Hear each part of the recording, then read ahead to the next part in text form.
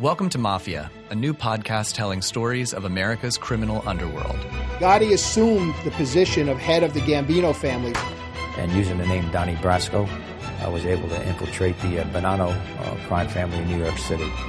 Bugsy Siegel is an American mob legend. One man changed the whole texture and landscape of crime in America.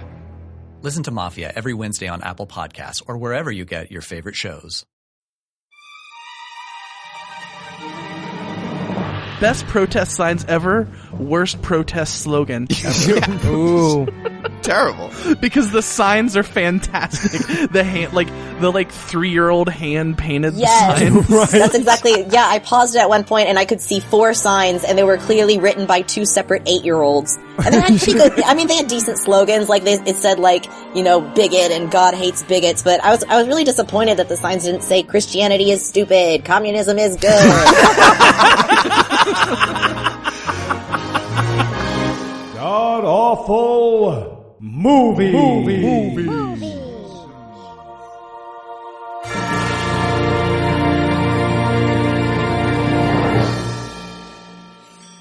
Welcome back to the Gamcast, where each week we sample another selection from Christian cinema because religion already called self-flagellation.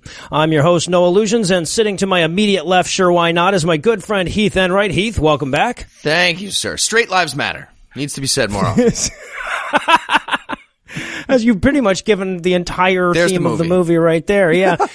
And sitting 989 miles to my right is my bad friend Eli Bosnick. Eli, how are you this fine evening, sir? All lives matter. See, I win. And sitting 668.5 miles to my due north are our special guest masochist, Callie Wright and Ari Stillman of the Gaytheist Manifesto podcast. Callie, Ari, welcome to the show. I just want to thank all of the little people who helped us get here, the pinnacle of our podcasting careers. What? Sorry. I'm coming off the tranquilizer that I had to take to get through this fucking thing. So that was a gift, Callie. That was a gift. You didn't share. Bitch. Heath, if you take a tranquilizer, you will go out of sync with time. And I just want to say before we even get into today's movie, it's all Eli's fault that y'all had to watch this. It was his idea to ask you to suffer through this. So if you're going to reciprocate with any decapitated horses or anything, his are the bed sheets to target. I'm just going to fuck that horse head. I'm warning you. They actually sell those at a store near my house. So horses' heads? Sheep heads are what I've actually seen. What kind of nightmare universe do you live in? Cincinnati. The store's called Jungle Gyms, and it's glorious.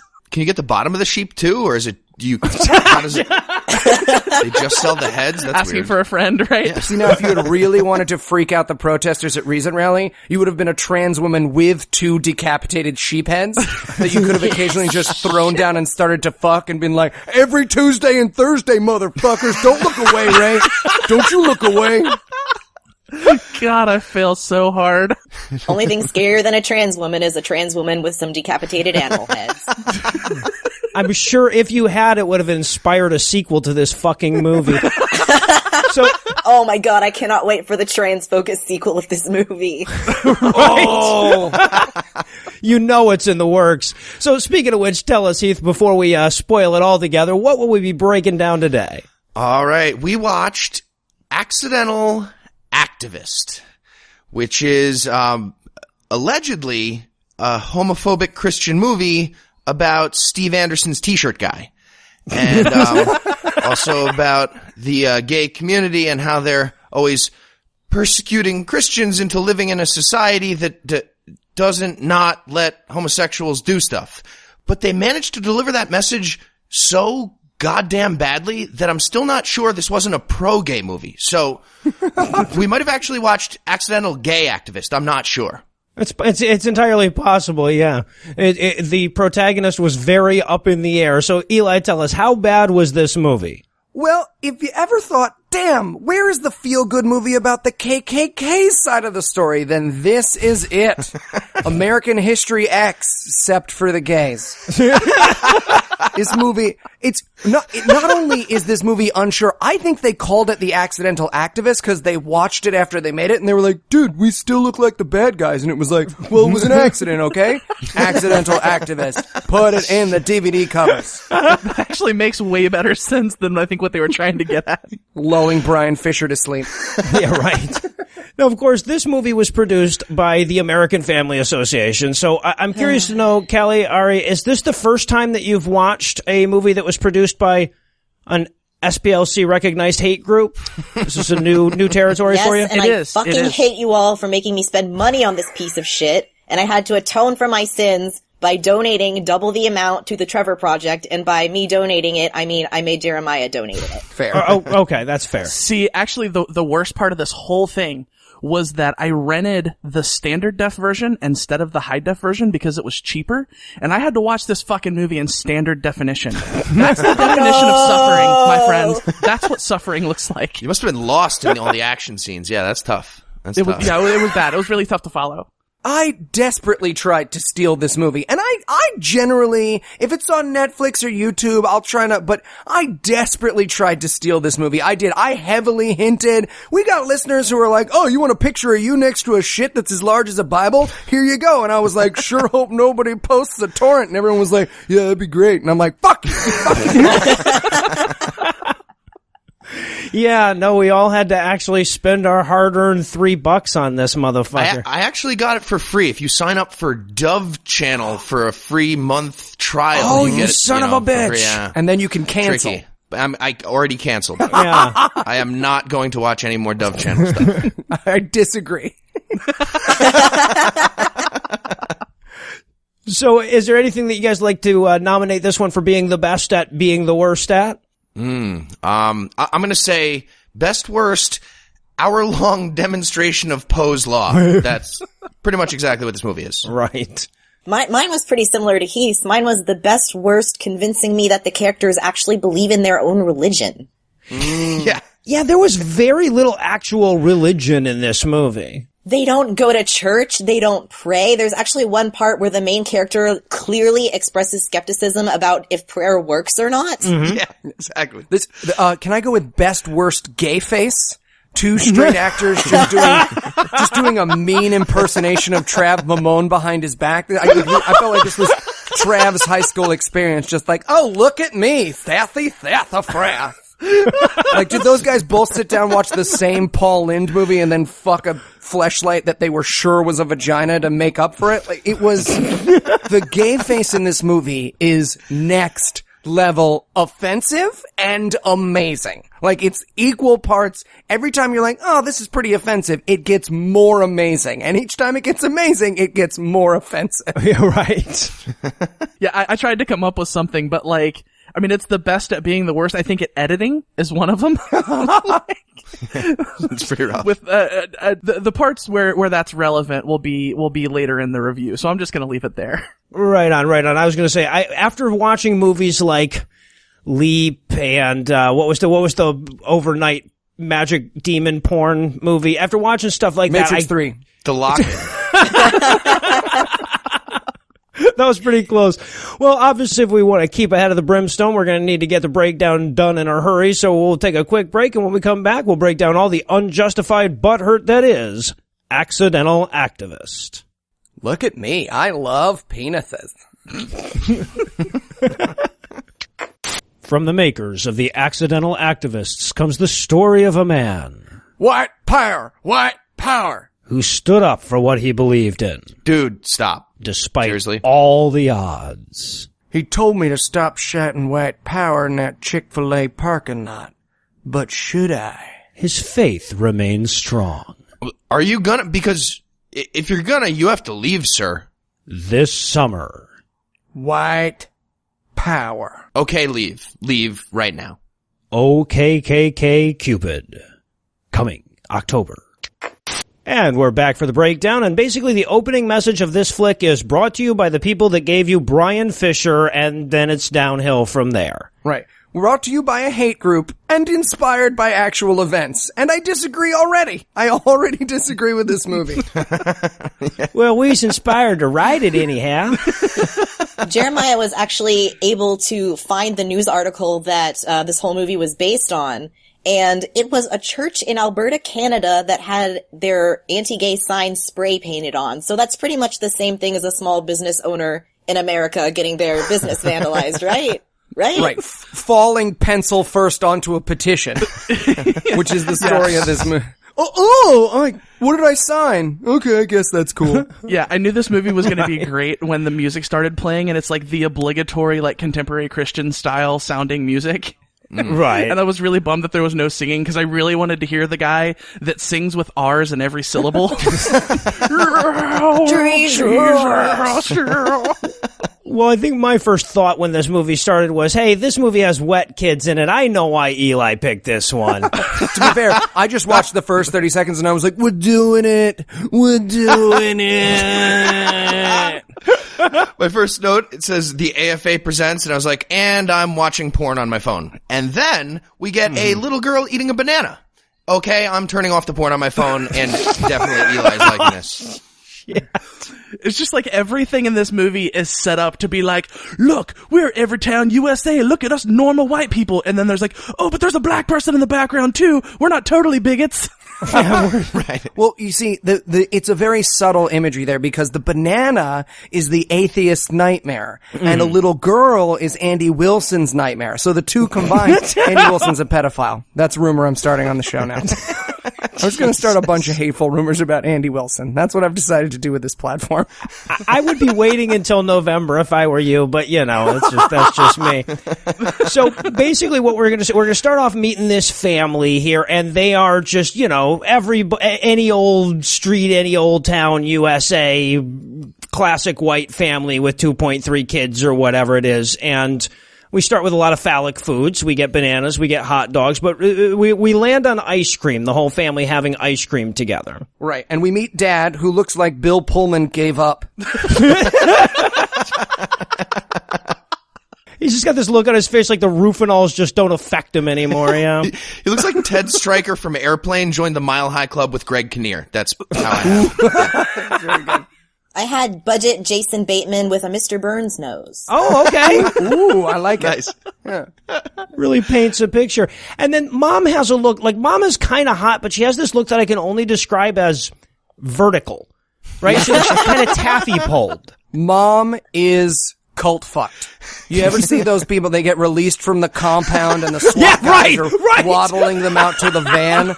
That is Mom. Mom's broken Kimmy Schmidt. Absolutely. Right. Mom's not aware of what's in her ass at any given moment in time. She looks like I Googled MILF mascot friend. Yeah. She looks like the LPGA got fucked by Vassar College. Yeah. I had her as Michelle Duggar's soul trapped inside Anna Kendrick's body. Oh, that's good. That is really spot on. Blasphemy. Anna Kendrick's gorgeous. You have painted the perfect picture on both of those. All right, I think you're nailing this. All right, so basically the family's getting ice cream, and they have to go over to Miss Dorothy's house. But before they do, they walk out of the ice cream shop. Mom goes off with the daughter. Dad goes off, and corn-fed Christina Ricci is out there with a petition that she wants Dad to sign. Yeah, I said Callie wants them to sign a petition. Oh, that's mean. Petition lady looks like she's going to be playing Crystal in Leap 3, I thought. Very likely. I love how the kids are talking is like, shucks, my dad's a whole lot older than 18. Don't kids say the darndest thing? Look how cute and wholesome our family is. Do you think we're cute and wholesome yet? Do you? Do you? Do you? Right. It's the first 15 minutes of this movie, yeah. I mean, it's almost the entire movie. He literally blames his children for making him old? I don't understand this. They're like, ha ha, you're old. And he's like, it's your fault, you fuckers. But anyways, Monica Lewinsky having an allergic reaction to shellfish is like, hey, you guys want to come over and sign a petition to be a bigot? And he's like, and here's the thing, like, this whole movie's gonna revolve around this decision. So you'd think there would be a moment of like, should I? Shouldn't I? But he goes, what's marriage, like, traditional marriage. And she's like, you know, when dudes and ladies fucked. And he's like, I feel like I've heard of that, but I'm not sure. I've heard of that. Are you on a first date? Like, we have so much in common. I've heard of your favorite band. I knew, right. I knew all the words in that whole sentence. This is so crazy. So he takes the petition from Goth Rebel Wilson, who just got off the treadmill, and signs it. Also, if you notice, when she says, hey, do you want to sign a petition? He goes, sure. What's it about? What is it? Yes! Yeah, he agrees before he knows what it is. Right, I have just no excited to sympathy write. for this idiot. Yeah, exactly. I know those words. Those are my name. I've been looking for a chance to practice my signature. Pulls out a fountain pen. They said after the stroke I'd never write again. Yeah, not the brightest bulb. Okay, so then the family all goes over to old magic black lady's house to help with her chores. Yes, there's a magic black lady already. She looks like a political cartoon with a label that says old black lady stereotype. That's exactly what's happening. And now, hear me out on this. Does she have gold teeth? Or am I racist, or both? Because I swear... It's both. It's both. She also has an enormous shirt dress, pink hair curlers, and yes, like 45 gold teeth somehow. Mm-hmm. Okay. She looks like Don King at a women's hair salon. She's wearing a goddamn muumuu. Yes! Yeah. Can you wear something black or more like black old lady? And they never explain what the relationship is between this lady and the family. He's just such a good fella that he goes over and does this old black lady's chores while the kids play with the dog or whatever and look wholesome. Well, her job, as we'll learn, is to hold slavery in one hand and assholery in the other and let you decide if she's holding the same thing. No, I saw it coming from a mile away because the minute there's a black person on screen in an American Family Association movie, like, there's more to this, right? You know this isn't a regular character. Right. Because there's no way in hell. Yeah. But she's there to show him her collection of random black men pictures. Yeah. and let the kids play with the dog. Right. And she shows him the picture of her son, who's a minister, whose head is shaped like a light bulb, as we'll learn, and is moving there to be a minister. And then her father, who got kidnapped by white people and disappeared. And the main character handles this incredibly delicately by going like, oh, you mean he left you because, like, I hear your people do that? And she's like, no, he was murdered. Now, when you say murdered, do you mean like Chicago Chirac murdered, or do you mean like hands up, don't shoot murdered? And she's like, no, I mean he was killed by racist white people. Okay, but like, was he going for the gun? Like, I want due process. I'm just saying. Blue lives matter. And she's like, leave. I also noticed the little things, like when he comes in from mowing the grass, she goes to hand him a glass of tea, and the glass of tea is like a quarter full.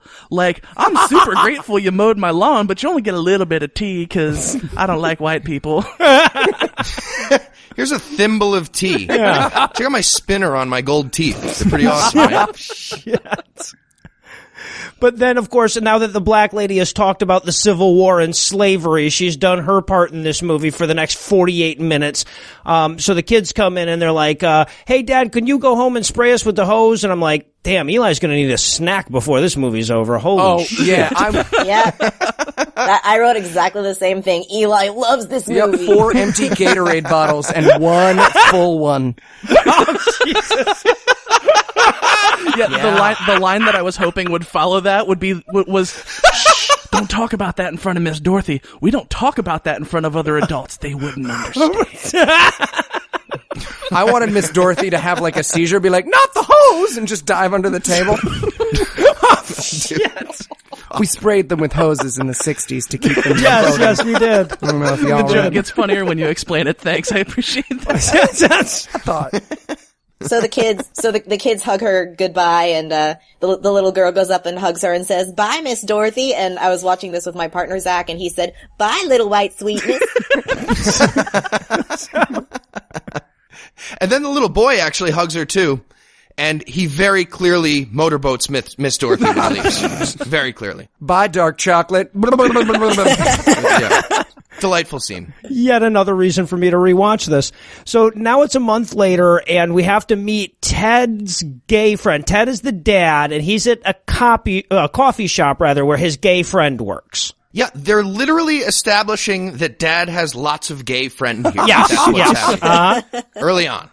And I love the establishing conversation. It's like, what's up? Temperature, taxes, blood pressure, normal everyday white guy stuff, because we're everyday normal white guys living everyday normal white guy town doing everyday normal white guy stuff like everyday normal white guys, because we're normal everyday white guys, right?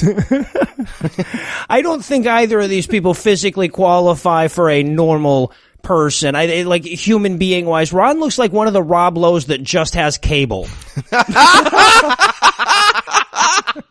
I also had Rob Lowe in my description. I called him Paul Rudd crossed with Rob Lowe with inexplicable eyeshadow on. He The has makeup eyeliner on. is insane. It is London Fashion Week exaggerated. I expected him to have a fucking cat eye in the next scene. And here's the amazing thing. Because at some point they had to write down, a bunch of people at the AFA sat down and were like, hey, how do we communicate to our audience that this character was gay? And I would give all the money in the world to have been in the room while they were like, so Ron, what's new? Dick's in my butt. Nope, gotta be more subtle than that. Sucking cum out of dicks. But what they land on is Ted orders his coffee and he's like, man, your coffee's boring and not gay. I am gay. That was the subtlest thing that this hate group could come up with. He calls him a boring straight guy. Mm-hmm. Yeah. It's like coffee black, coffee straight. Perfect. Got it. Straight coffee.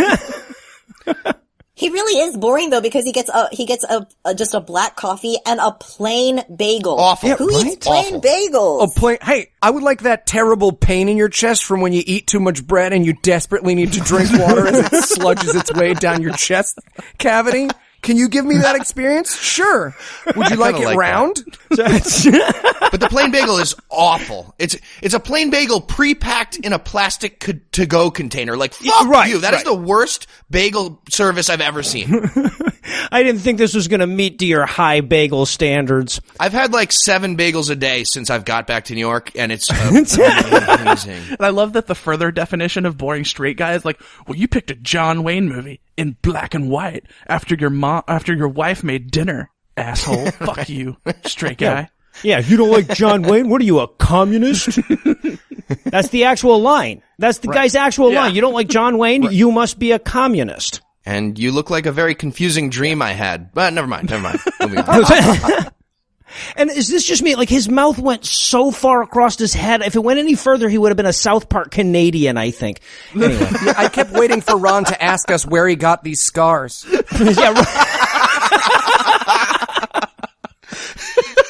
Was it a big black dick? It was a big black dick. It was a black dick. It's always a big black dick. Spoiler. That's like the D, all of the above of Eli's questions. So then we head back over to Ted's house where his son is answering the phone. Clearly, this is this actor's first experience with a landline. Absolutely. And this is the precursor to the gay mob coming after them, because the first thing that we do when we find out someone is signed a petition is we call them at their home with obscene phone calls, especially when a child answers. Yeah. And, by the way, what do gay activists, what do you think they say when they make obscene phone calls? Just like, heavy breathing, I'm in a same-sex relationship, heavy breathing. Like, what call was this? Apparently he said bad words. Yeah, the kid freaks out. Was very, very confused by that. Well, and then Dad gets on the phone with him. He's like, "I'll kick your fucking ass, dude, calling you and cussing at my kid." And I'm just like, yeah, way to show the kids a good parental example here, you know? No, he's threatening violence to them in front of his family, like a real man would do. Yeah, I guess so. And I love when the wife comes in, her line, it's so, I mean, obviously the acting's bad because it is. But she's like, is that another obscene phone call? And her head cocks to the side a little bit. And this is actually the first time that I really noticed, like, the way that the wife looks. And it's like, she's so obviously put together. It's like, her outfit's really nice. She's like, I'm a real woman. I'm fancy. But her hairdo is like, well, I'm just going to put this up because I can look messy. And I'm like, look at me, like, normal housewife I am. Fun fact, hers is the first ever acting performance done entirely under hypnosis. Not a lot of people know that. It's in the special features of the IMDb page. And the old black lady is the second, yeah. So, I guess he's so scared of the gay mafia now that he has to take his kids to work with him now because they're making these obscene phone calls. They don't know that it's the gays yet that are targeting them. They just know somebody's making obscene phone calls to him. So he takes the kids in to help him, like, fold T-shirts because that's his job. He's got a T-shirt company, Ted's Tees. Very, very creative there. And this is the part where I realized that this movie was extremely unrealistic. Well, it was realistic in the sense that they were using children for labor, but it was pretty unrealistic because they weren't Chinese. It's so un-American to use American labor. Right? To be fair, if they had been Chinese, I would have come myself to death watching this movie. So, like, it's Yellow Lives Matter. That's mean. Best for Eli for that to not to be the case. Well, I know now what I'm going to do with my crazy billionaire money. Yeah, right? So Dad wanders across the street to go get a coffee from his gay friend, and when he gets there, Ron is quite upset and wants to meet him at camera 3. He's got himself in a nice little homo teasy. Yeah. He's majorly gay angry.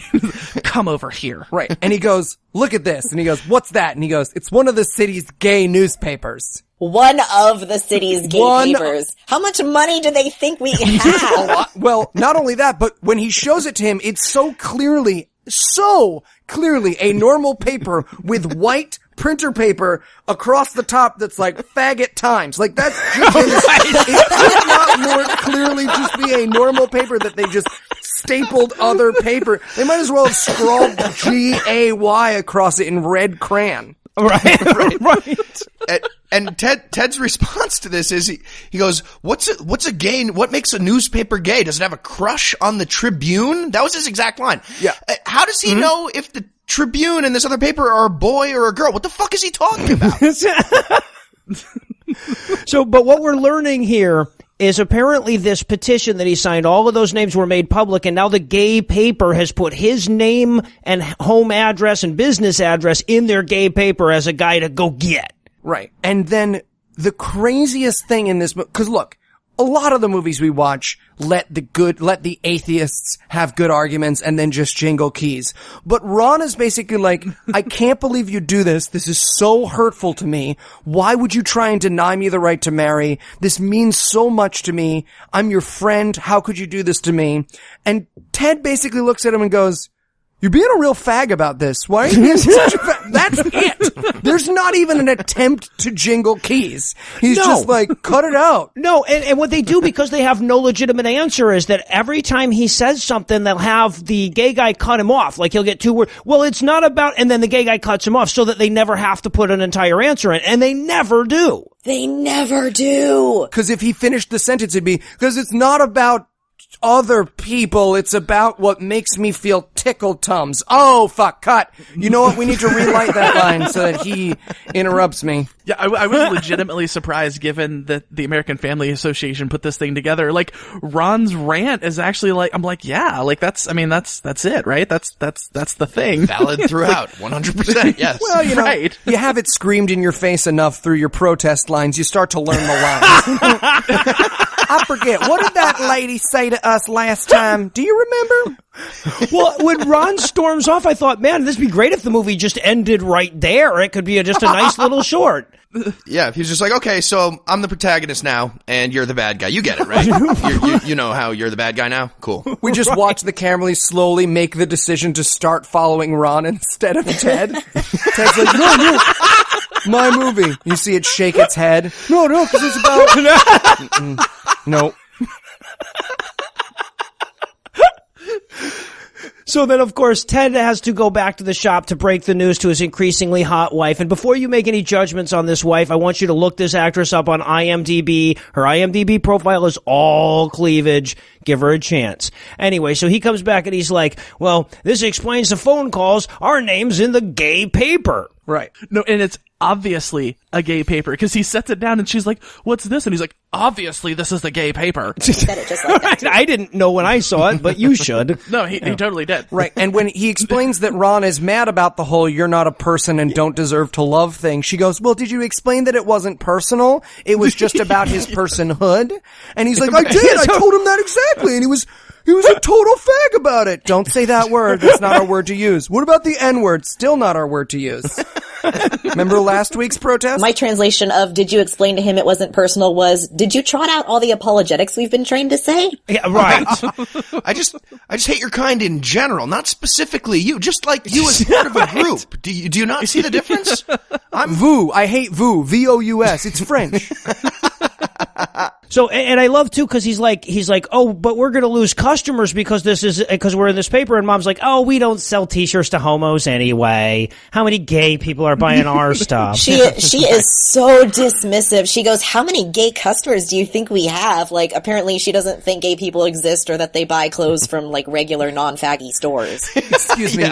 We make shirts, not mesh. I forget if it's the husband or the wife, but they're like, I mean, we've got like one gay customer. Right. And like, because they touch each other in a store, that's how we know they're gay, because that's what gay people do. Right. I always know a real toupee. Gay people don't wear clothing on their upper body. What are you talking about? That's actually literal truth. And I also love he's like, "I can't even go into his shop anymore because I'm afraid that his gay employees are going to spit in my coffee." I'm like, "It won't be spit, Ted."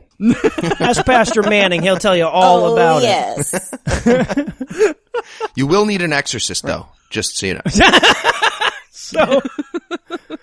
So the next day they're heading to work and they're worrying about their financial problems. Of course, it's a Christian movie, so we have to have their financial problems show up in Act 1. Right. And this movie does absolutely everything it can to distract you from the ideas of its protagonist. Like, I kept expecting one of the kids to get hit by a train and be like, "and now the kid got hit by a train." Yeah, none of this has anything to do with the thing you did that you're not sorry for. "And now little Susie got turned inside out by a werewolf." Dude, doesn't matter.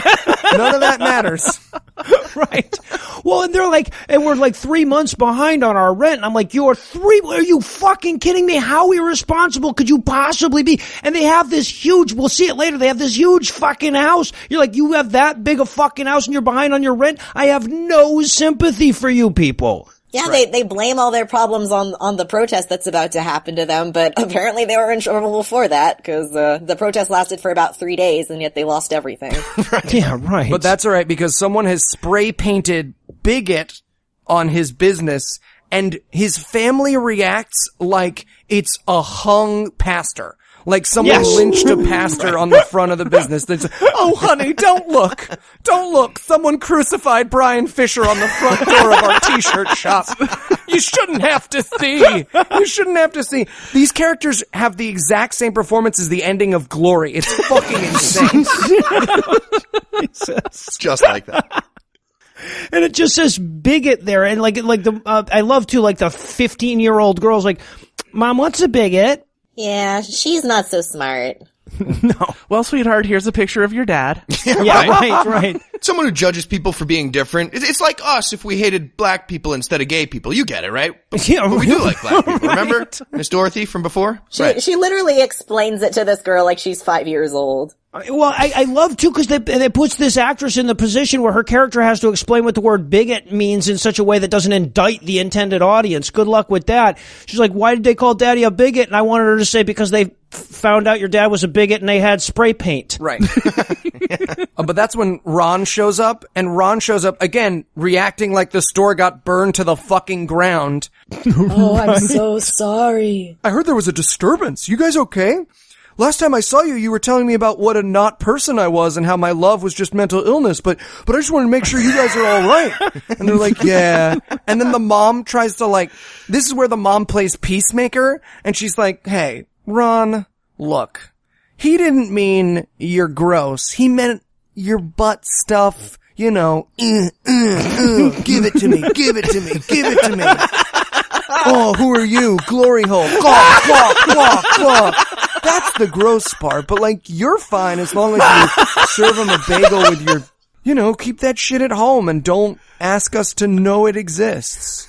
Yeah, and there's a point when they're done talking and he's like, bye, Lynn. The camera like pans over to him and he's got this look on his face. And literally at this point in the movie, I'm thinking like he went gorilla gay and he's the one that painted this. And the camera lingers on his face for a second. And I'm just waiting for lightning bolts to shoot through his eyes and for like some like deep maniacal belly laugh to happen. Yeah, that would go really well with his pastel pink lipstick that he's wearing. Exactly.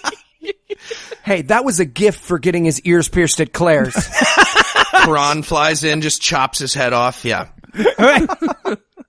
That would have been way too clever a twist, I guess, for the American Family Association. So now we're going to go home with the kids. They're all playing Monopoly and being wholesome again because they're so wholesome. Oh, this part is fucking amazing because this is literally the only time that anyone in this family mentions Jesus. Right. And it's the little girl saying that Jesus is helping her win Monopoly. Yeah, right.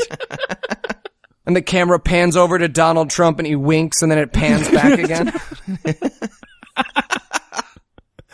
So this is also where we're vaguely introduced, because Dad's on the internet reading the gay news or whatever, and this is where we're vaguely introduced to a character named Vicente Ramos, who is like the boss villain of the gays, apparently. He's the evil gay. Yeah. He's basically John Leguizamo doing a mean impersonation of a gay guy. Right. Like, do you want to know? He's Hank Azaria doing the first reading in the birdcage sarcastically. Like, yeah? How about I do the whole thing like this? Would you want me to do the whole thing like this? Oh, I love dicks. Dicks are so delicious. Nom, nom, nom, nom, nom. Nom, nom, nom, nom. I think I kind of have to disagree with you there, Eli, because I think they hired an actual self-loathing gay to play this character. Oh, well, here's the thing. I went on his IMDb page, and aside from it being a miracle of bit parts, he has only played straight Spanish gangbangers, and give yourself a treat. Go on IMDb and look at this guy's reel, cause it is the saddest short story you will read this week. The cemetery where Tom Collins is buried has nothing on this guy's reel. It's just him walking to a variety of CSIs being like, yo, someone killed my home?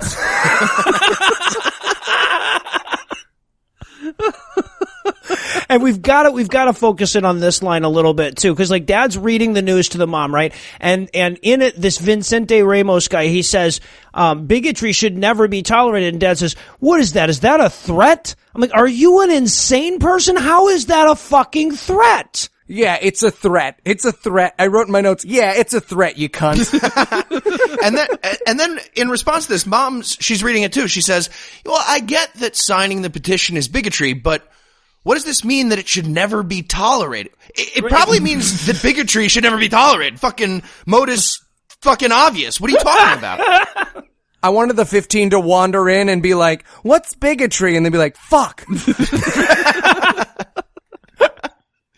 This whole family talks about bigotry like fish talk about water. They have no idea what's happening. Yeah. I'm just thinking throughout this entire scene, like, so the guy says, yeah, we're not going to tolerate bigotry, but yeah, we're not going to condone vandalism. Who do you think you are? So now, as if it's not bad enough for these poor white people, the gays have organized a protest. Now, this protest is an amazing thing because it's beautiful. Everyone here is clearly so upset that they have to play a person who thinks that gay is okay. They're like so reluctantly chanting, like, gay is okay. It's not good, it's just okay.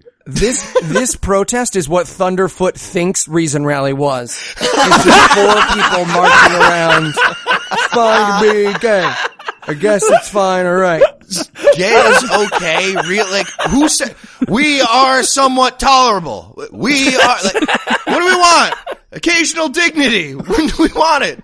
Sometimes. Including now with this t-shirt guy. What? The only thing I put in my notes about this protest in all capital letters, best protest signs ever, worst protest slogan ever. Yeah. Ooh. Terrible. Because the signs are fantastic. The 3-year-old hand painted sign. Right. That's exactly, yeah, I paused it at one point and I could see 4 signs and they were clearly written by 2 separate 8-year-olds. And they had pretty good, they had decent slogans, like it said bigot and God hates bigots, but I was really disappointed that the signs didn't say Christianity is stupid, communism is good. I think they missed a perfect opportunity there for that. I also think it's fantastic that they chose a t-shirt shop as the center of protest, because that's like the community center, right? As the local t-shirt shop. Yeah, right. Obviously. I just want to point out, we've seen this shop several times leading up to this. We've never seen any customers in it, so it's not like this fucking matters. They're already 3 months behind on their goddamn rent. And then they establish, and again, it's their movie. They don't have to. Then they establish that this protest actually has legal permission from his landlord to be there, right? So they're actually even following the rules when it comes to protest. And the movie can't lie about it, so they have this weird moment of like, I mean, they're not allowed to just stand outside a public area and be angry, right? That's illegal, right? And they're like, I don't know, something about the Jews coming in and someone gave someone else a bag of gold. I don't know, honey, it's just scary. I was told that free speech was for our side of things, not their side of things. Right. I know that fucking policeman said we have to allow this. Right. And the cop, like, I don't know if that actor was only hired as a day player and didn't give a shit about this movie, but the cop does a pitch perfect performance of like walking out there and you see Ted being like, why are these fags on my property? Get them off my property. And the cop's like, no. And then just wanders out of the movie. We never see him again. It's beautiful. This is illegal, right? Their First Amendment rights are taking away our God-given First Amendment rights. This is bullshit. Yeah. That's the argument of this movie. And then you see a van pulling up and they're like, oh, it's the reporters. And the little girl's like, oh, what's that? And the dad's like, it's a TV station van, you stupid bitch. And the 15-year-old's like, what's a TV? Right. They come from Amish land or something, yeah. So now we're back at home where their employees are on the phone quitting, I guess, because because I guess they got a couple of teenage girls that help them at the shop. And in their words, their parents are afraid for their safety because there's all the gays around their shop. Yeah, all those super dangerous queers there with their poorly made signs, their lackluster chants. So dangerous. After Pulse, I think we all agree that the danger posed is from gays to the community. Am I right? Yeah, for sure. Who's with me? Well, it's like the dad goes, well, I guess I can't blame him. I'm like, that's because you're a bigot. That's what it said on your store window. You didn't put this together? I mean, I don't necessarily blame him. I mean, generally when I see like 7 people dressed in business casual, quietly talking protest slogans, like, I mean, that makes me feel Mike Pence for VP. So, yeah, right. Everything is wrestling. Now, and now, of course, we're going to catch the news story that they did about his store. Like, he's all excited. He comes to the TV and he's like, now we'll finally put on my side of the story. But no, damn it, if they didn't edit his ass to make him look like a person who doesn't want gay people to be shit. Never mind. It's the goddamn liberal media. Yeah, and this is so clearly B-Fesh being like, yeah, because one time they interviewed me and they played what I said. So, like, he's gonna be like, no. And he later in the movie comes back to this and is like, you didn't even let me say any of my homophobic arguments. And reporter's like, why would I do that? That's not what that story was about. And he's like, fair, fair, I see why you did that now. But in this scene, he's very upset by it. We also cut to the lesbians in this scene, which is amazing. Best actresses in the movie. Absolutely. Yeah, they found the heaviest set woman they could find on the thing who wasn't originally going to have them sign the petition. And they were like, hey, cut your hair a little short and come in and talk like a dog barks. And she was like, hey, I'm mad. She talks like a fucking wrestling promo. No, if he's gonna come on down to his t-shirt store at WrestleMania this Friday, I'm gonna show Ted that he can't sell t-shirts in my town anymore. But I love, too, that the lesbian couple's actual, like, statement here is, you know, how are we hurting anyone by being in love? And the movie's answer is just to look at Dad being all wounded and squirmy. Well, shucks, this makes me look like I'm an asshole. Pass. Didn't even let me say my argument. He complains that he gave a 20-minute interview to this newscaster and she didn't play the entire 20-minute interview, where he supposedly gave all his reasons for why he supports traditional marriage. And you'd be like, okay, well, they cut it out of this part. I'm sure that they're gonna get to it later in the movie. He never gives any fucking reasons why. No. And what would he have been saying for 20 minutes that wouldn't have made him look way worse in this interview? I don't understand what he... God. Yeah, 20 minutes. God. Yeah, right. I didn't have time to indict my entire religion along with me. But also, did he expect them to put a 20-minute interview with him on the local fucking news? Are you insane? Have you seen the news before? Yes. What? Because if you don't, it is a violation of his freedom of speech, damn it. Well, this guy thinks that t-shirts are a promising business, so he's not super caught up on the modern world, to be fair. But here's what's fucking amazing. This is when gay John Leguizamo comes out and he's like, look, unless he apologizes, we're gonna keep protesting. Which means that everything that happens in this movie could be solved by the protagonist going, sorry. And no one even considers the option of an apology. It is physically impossible. He's like the fucking Fawn. And, right. I'm just going to throw in Leguizamo. Save us a few emails. Go ahead. Sorry. All right. This Vincente guy is perfect. He's like my favorite because he's like the perfect stereotype. He's super lispy and feminine, appears to have one earring only, and speaks strictly in really bad activist platitudes. Right. It's just, there's just no way he could have been more perfect. Yeah, Brian Fisher's view of the gays. I just want to point out before we move on that this newscaster is fucking amazing. Because you would expect, like, a local newscaster to be like, here are the facts of the story that I'm gonna tell in my super nasal voice. And instead she's like, Ted is the worst person in this town. He deserves to be run out with pitchforks. Excellent coverage. This is Maria Locomandos, and I just want to say fuck him. Fuck him right in his face. ABC 12, signing out. Well, but I also think we should focus on this too, because like this is how little sense this whole fucking movie makes, because throughout it all he's going like, I didn't mean to hurt anybody, I wasn't personal, blah blah blah. But even after he finds out that he hurt people and could just go out and apologize, he still doesn't. Again, this is their movie. They could have made whatever they wanted happen, but even in their spiral of doom, they can't make themselves not the asshole. Because if I'm writing this movie, I have him be like, I'm sorry, and then George Lopez is like, no, it's too late. It's not about apologies, it's about punishment. And then you're like, I get it. I mean, aside from that, and I would have a lot more hosing down of the kids. Those are the two changes I would make to this movie. A lot more hosing down of the kids. Which reminds me, Ari, your Skype video is off, and I need you to turn it. It's fine. Moving on. Well, according to you, I look like a school shooter, so what does that say about you, Eli?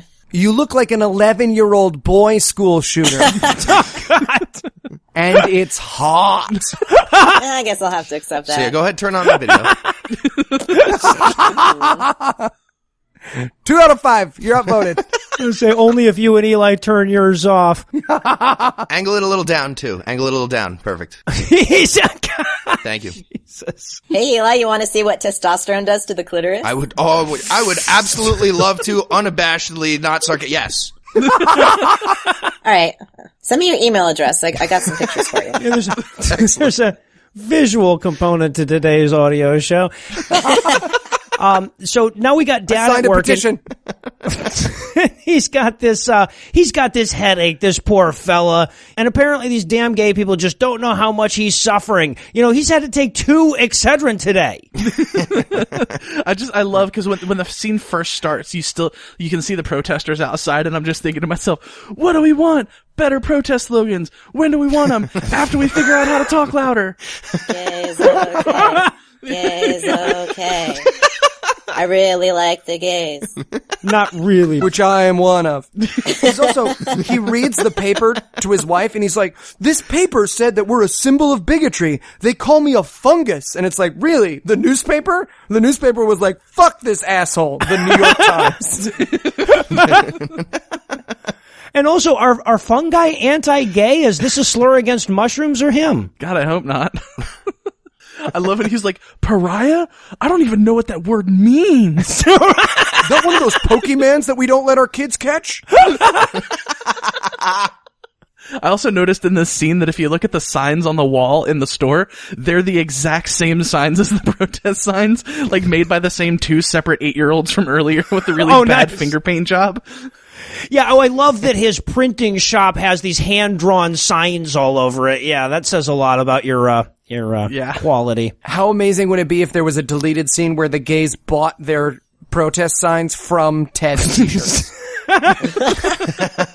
Irony. And of course, this is also where we learn that they've lost all the big orders for the t-shirts because the schools don't want to be associated with homophobes. And I'm thinking, good for the schools, I guess. Yeah, great job, schools. Like, I applaud you. Good job. My favorite line is, "We lost a church, Lynn," and she's basically like, "Yeah, but it was an Episcopal church, and fuck Episcopalians." Yeah, exactly. At least we picked up a new account with that conservative with Westboro Baptist, right? Soldiers die all the time. It's a gold mine for these nice t-shirts. proper fag-hating church, not like those Episcopalians. Right. And the general, like, theme of this entire scene is, like, these tolerance people aren't being tolerant of our intolerance. Like, what the fuck? It's like black people standing their ground. Like, black people aren't supposed to be able to stand their ground. That's not how it's supposed to work. Wait. No. It's open carry for white people. When you carry, it's a chance to shoot you. It's hard to explain. It's based on being afraid of you, so it's hard to understand. But she tries to comfort him. She's basically like, look, we got the conservative church now. Come in the back. Me and the kids are going to share you like a sundae. Yeah, she drags him into the back by his hand, and it's like all sensual. I'm like, yes, we're finally going to get some action in this movie. Oh, I would give this movie 5 stars on Amazon and every other rating platform if it just cut to a scene of him fucking his wife and kids. No. I've never had my hand grabbed and walked anywhere where I didn't get a happy ending soon after. This was ridiculous. Yeah. Well, right. Yeah. They sell it so much like she's going to take him back there and blow him or whatever. But then he gets there and it's just the kids have made him a world's best dad shirt. And he's like, oh, wow. Oh. His own product. They've wasted his own product on him. Right. And it's a 3-color print, which is super expensive. Yeah. And just to be fair, though, I mean, these kids are working off of sample size of 1. So that's true. That's true. This would be like if I was feeling blue and Noah made a recording being like, "You're all right." So they make him this T-shirt that says "World's Greatest Dad," and the 15-year-old girl says to the little girl, "Oh, she wanted it to say World's Greatest Bigot," because when you have bigot spray painted on your business, you're being protested daily. You have news pieces on you and massive stress for your parents. This little girl still doesn't realize that being a bigot is a bad thing. Right. The 15-year-old's like, what's a bigot? Yeah, but clearly Steve Anderson wouldn't release his trademark on the world's greatest bigot thing. So they're all hiding in the back. And then the, I guess, gay friend brings them some food since they can't get in and out without being harassed and potentially injured by the gay people with the signs, I guess. No, he says he came in the side door because they forgot to lock it. They are afraid for their lives, and they forgot to lock the side door where their kids are. Yeah, I like it. It's like, since when did you come in the side door? What I was really hoping I was going to say, since your cunt of a wife locked the front door and I couldn't get in, asshole.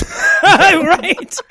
Do I have a key? Well, no, to be fair, Ron has never been allowed to use the front door. Ron's always used the helps entrance. I really love, though, I respect the research that the American Family Association did, because they realize that that's how gays make peace, is bringing offerings of coffee and smoothies. Like, I appreciate the accuracy in there. Yay, Mr. Ron brought us treats. He's the only good gay guy. Yeah. And again, Ron is definitely the good guy in this movie. He shows up with free stuff. He's like, hey, Ted, really sorry that you hating my entire sexual orientation is fucking up your business. I'll let you use your food stamps at my store when you're homeless and poor. Here's some free drinks. And Ron's like, well, I guess there's just no easy way out of this conflict. And I want him to go like, I mean, unless you stop being an asshole, and we both know that's not going to happen. Well, I want to point out, there are 5 people in our notes, and all 5 of us have some variation of, yes, there is stop being an asshole. Just apologize. Are you kidding? Mine is apologize, you fucker fuck. I am sorry. When he signed the petition, he didn't know what he was signing, but now apparently he cares about it because, people are coming after him and he's got to stand up for his rights. Yeah, mine was, right? Like, I'm gay and I didn't choose that. You're a bigot piece of shit and you didn't choose that. So, like, what can we really do here? Oh, wait, I let you get married, didn't I? So,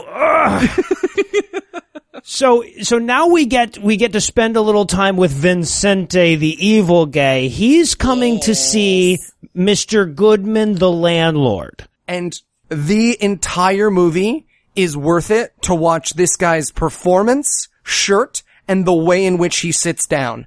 I wish this was a visual meme. He's wearing a lavender shirt, and when he sits down, he twists his legs into a pretzel so that his balls are peeking out from the front. I have no idea how he does, but it's the gayest leg twist I've ever seen. He basically turns himself into like a Twizzler at the bottom half of his body, and he's like, so, this is how my people sit down. I am not crushing my penis in any way, shape, or form.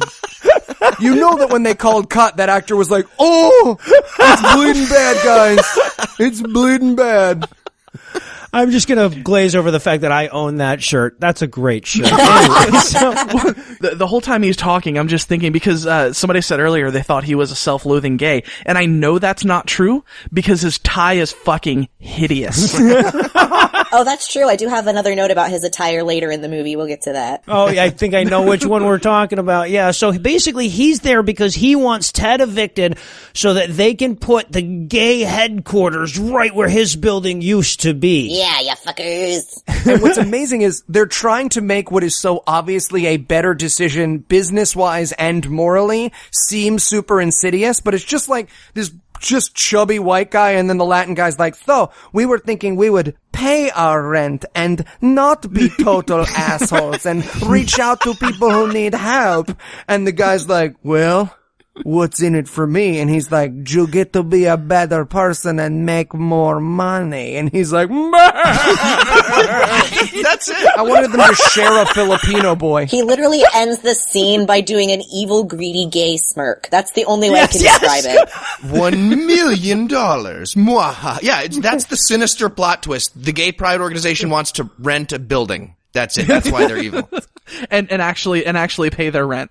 Now, Callie and R.A., there's a reason why we brought you on the show, and it's when gay people make an evil deal like this one, who sucks whose dick to sort of clinch You're it? assuming that everyone has dicks in the equation. Whoa. That's your first problem. So, But those characters did. We're pretty sure anyway. you don't know that. No. I pictured a 69. Thank you, Heath. Thank you. Problem solver, not problem creator. I made a whole YouTube video taking down Callie. It's mostly just the clip. Don't worry, that's fine. You guys can check it out. When she challenges me to a debate, I'll pretend I didn't hear it. Yeah, of course. So I guess now that we know the true extent of the gay mafia's evil intentions, we can take a well-earned reprieve from this shit. So we're going to take a quick break, but before we finish up, let me give Act 3 the hard sell here. Will Ron and Ted just cut the tension and fuck already? Will the black lady from before ever matter? Will Jamie find me tit pics of the mom? Find out the answers to some of these questions and more when we return for the melodramatic conclusion of Accidental Activist. Knock, knock, y'all. I hereby call this first meeting of the gay newspaper to order. Who's got old business? I do. I just want to let everyone know that our recruitment drive at the Boy Scouts is going really great. These kids will be touching their dicks together in no time. All right, well done. Great. My name is Bethany, and I'm a lesbian. I drive around on my motorcycle, and I have a big scary dog and a jean vest.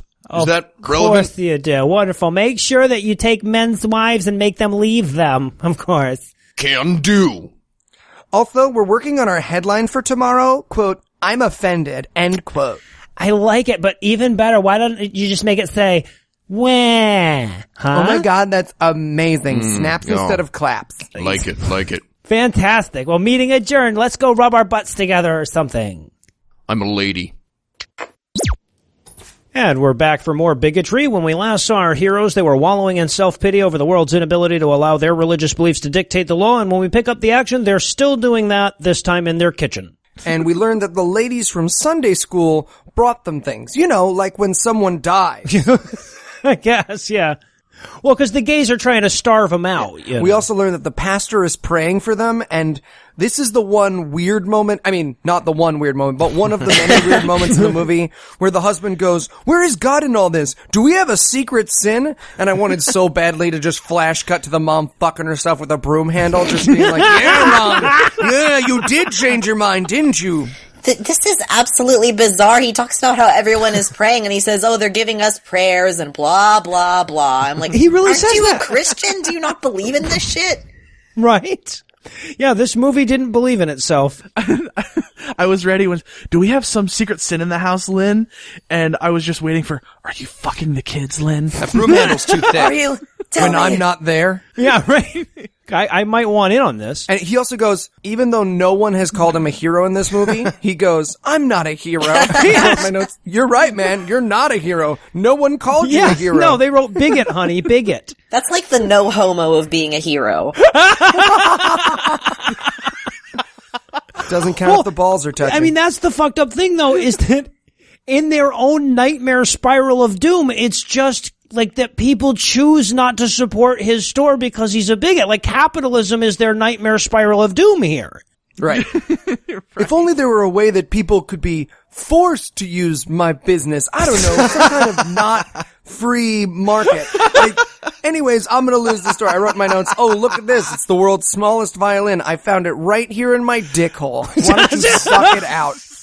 The music is trying so hard to make this a dramatic moment too. You know, they end on the "it'll all be okay" hug, and I'm like, no, it's not going to be because you guys are idiots and just won't say I'm sorry to save your children. This is the only protagonist I have cared about less than Twilight. Oh, that is harsh. That is a low bar to go under, my friend. No shit. I was like, are Bella and Edward going to be okay when they end up in that field at the end of the last movie, part 2 of the 7th movie? You guys know what I'm talking about, right? Oh, yeah. It's the one that's after the movie where there's the giant thing that turns out to be a dream. So it's right after that. Then they have this moment where it's sort of a flash forward because they've been alive for 1,000 more years. And it's just them in a field really getting to know each other all over again. So you, as a person who's watched all 7 movies multiple times, really know that they make it, you know? I was gonna watch those. Whatever. Supposed to say you. spoiler alert. I was going to review those eventually on a. We gotta do patron- those as patron bonuses. Yeah, I kind of figured we might. Now I know what happens. Whatever. So now we're back at the store and he's bitching about that news reporter from the TV. She's there again. He's like, look at her all there and newsy and shit. I'm going to give her a piece of my mind. Right. Yeah. And this is a little thing, but it really bothered me. Mom says at this point, she says, what's the old expression? The power of the press belongs to those that have one. Yeah, So, no. well, first of all, owning a printing press isn't exactly the power source she thinks it is at this point. But more importantly, that's not even the right quote. Yeah, The well, actual exactly. quote is about freedom of the press, and it was said by A.J. Liebling of The New Yorker, who definitely wasn't saying that Christian people are persecuted by the gay media conspiracy, or whatever fucking message she's trying to Probably give not. us here. He was part of the gay Jewish media conspiracy. And I love that this reporter is just camped out in front of the store. Like there's no other news happening in the town. No.